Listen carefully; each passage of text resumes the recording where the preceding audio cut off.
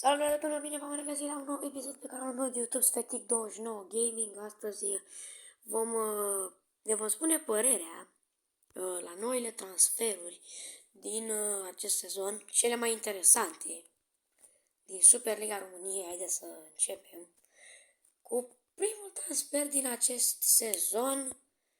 Selectăm echipa, vă țin puțin în suspans, Rapid București, și ne uităm peste Andrei Borza, care este și cel mai recent transfer. Este până acum decât 2 meciuri la Rapid.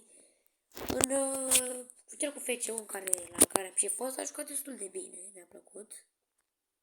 Dar mai are de arătat, deocamdată noi nu-i dăm o notă pentru că a jucat doar 2 meciuri.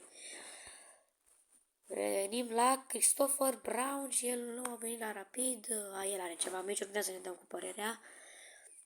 Bun jucător, solid, destul de bun, îmi place de el, îi dau o notă de trecere, adică o notă 7. Eu zic că o notă rezonabilă pentru el. Lui Iulian Cristea. Cristea a fost și bun și rău, nu știu, ciudat a fost Cristea. Rapid, când a avut meciuri bune, când a avut meciuri rele. Aici fixați meciul ăsta cu Sepsi când a dat Ștefănescu golul ăla anulat. A făcut o greșeală mare aici. Așa că o să-i dau nota 6. O notă ok pentru el, rezonabilă. Următorul. Cătălin Cârjan. Băiatul ăsta s-a investit multe speranțe în băiatul ăsta, a fost foarte mare hype când a venit la Rapid. Să știți că mi s-a părut bun. Foarte bun. Nu înțeleg de ce nu joacă Rapid, îmi place foarte mult de el. Da, eu o să-i dau nota 8,50 chiar. Foarte bun transfer. Nu înțeleg de ce nu joacă. Răzvan Maidă, slab. Foarte slab. Foarte slab până acum la Rapid. Ăsta e un transfer foarte slab, părerea mea. Și autogol și-a dat și nu știu. Îi dau nota 4. Slab, foarte slab. Am multe așteptări de el. Aici Claudiu Petrila, normal, n-ar trebui să-mi dau cu părerea pentru că, de fapt, pot să, de fapt, 4 meciuri. Joacă bine, în astea 4 meciuri a jucat bine. A dat și gol cu FC-ul, că am și golul am filmat și golul pe canal. Găsiți toate golurile de la meciul FC-ul Craiova Rapid la mine pe canal, doar ca să știți. Aproape toate golurile, doar acela al lui Chiță l-am ratat. Să revenim la videoclip. Petrila, bun. Bun de tot. Chiar îi dau o notă, îi dau notă 8. Foarte bun, foarte bun. Transferul nu a făcut bine. Transferul de la Rapid și mai avem 2 bine și Rachmanin o să-l vedem. Borja Havae și el. Mai multe așteptări. A dat gol de la jumătatea terenului când era la Dinamo. Știu golul, l-am și văzut live. A fost ok, dar mai multe așteptări de el. A jucat și în Spania, în primera în a doua ligă. Eu îi dau nota 5. Și l-avem pe Albon Ragvani, care a jucat doar un singur meci și a dat 2 goluri. Eu îi dau nota 9, îi dau nota 10. Adică să ia 2 goluri la debut mi se pare tare. Chiar dacă n-ar trebui să-l ajute pe 2 meciuri, îi dau nota 10. Le am pe ambele goluri la fel pe canal. La antrenor nu facem, dar ca să știți. Următoarea echipă, mergem la Universitatea Cluj. A făcut foarte multe transferuri. Dimitrov. Bine, Dimitrov mi s-a părut ok, dar da, meciul cu CFR a fost la Țelător Slaven, nimic, a jucat și la noi. Eu îi dau nota 5, trecem repede prin Miro. O să iau doar jucătorii cunoscuți, uite aici pe Miro nu-l mai au, că știți, 4 direct, să faci mai printre cei mai la fundaș.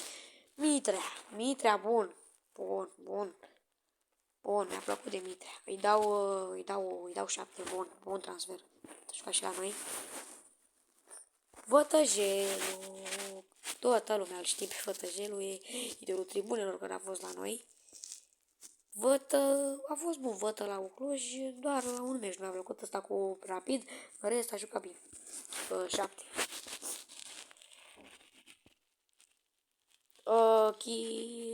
Cadreascal, care n-a prea jucat deloc, dar deloc.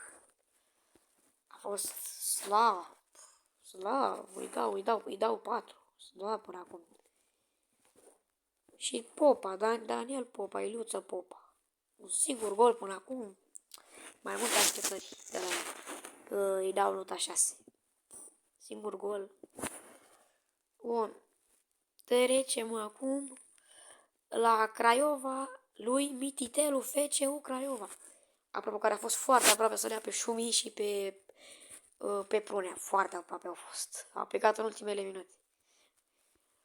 Transferul bun. Leo Racura. Eu cred că i-aș da 10. E fabulos jucător. Fabulos transfer făcut de Mititelu la FCU. Chiar dacă nu sunt eu fan FCU, nu prea sunt eu așa cu ei. Eu sunt cu cealaltă, cu CSU, sunt mare fan. Dar nici cu FCU n-am nimic.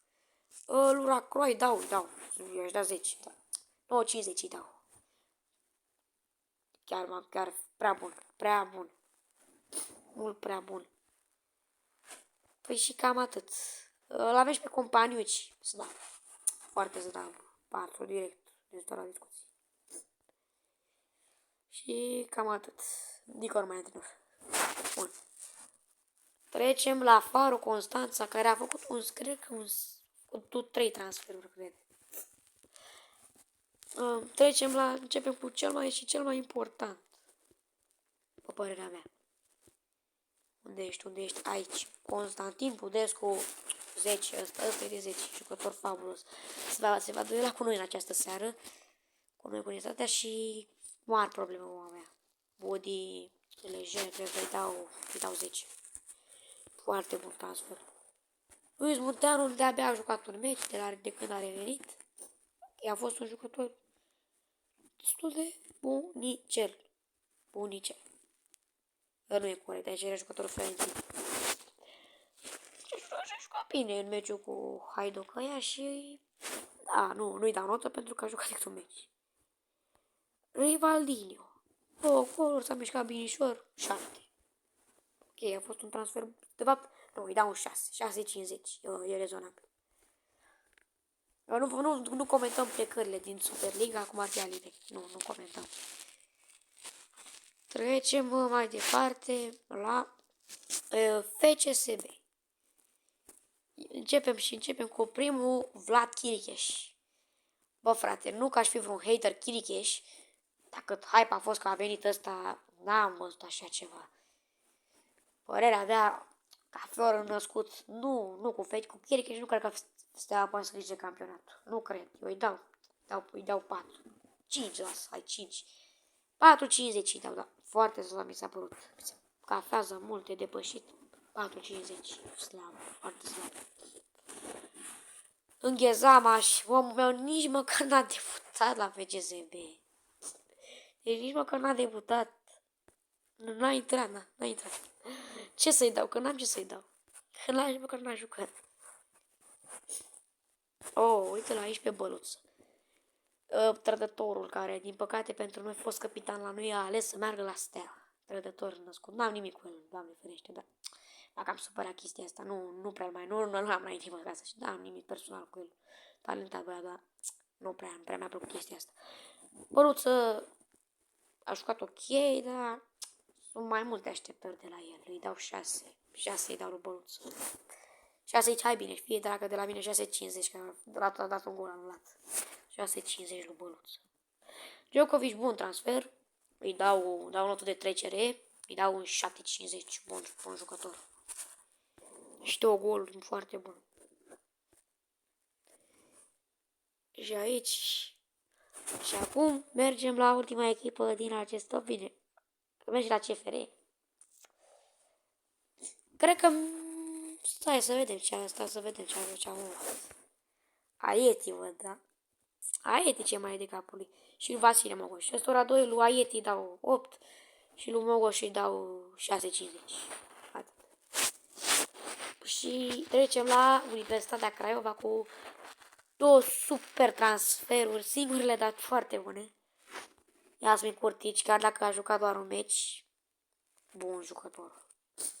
Bun de tot, se vede că vine dintr-un campionat puternic, îi dau... N-ar trebui să mă pronunț, nu că aș face așa, dar s-a părut prea bun, am fost și la meciul ăsta, îi dau 8,50, Așa de primul meci, foarte bun, îl vedem, o să-l vedem în această seară. Să vedem dacă își merită sau nu nota. Și la probabil cel mai bun transfer din acest sezon, cel mai bun jucător în acest sezon, Mitriță, Alex Mitriță, jucătorul meu preferat și cel mai bun transfer. Nu există altcineva mai bun decât el la ora actuală în Liga 1. Poate comanda, nu. Alex e cel mai bun. Ce nu ai zis? 10, clar. Transferul ăsta e cel mai bun din Liga 1. Cel mai spectaculos și cel mai inspirat. Mitriță 10. Bă, băieți, cam atât cu acest episod, dar înainte, by the way, haideți să jucăm și să jucăm și un joc. Înainte să încheiem. Se cheamă Superliga Fantasy și voi aplicația. Haideți să-i dăm un joc.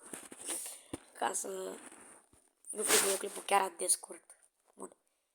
Nici nu știu dacă... Hai să începem cu Mitriță. Mereu încep cu Mitriță, nu știu de ce. Oh, de la Craiova! Păi el știu, e clar.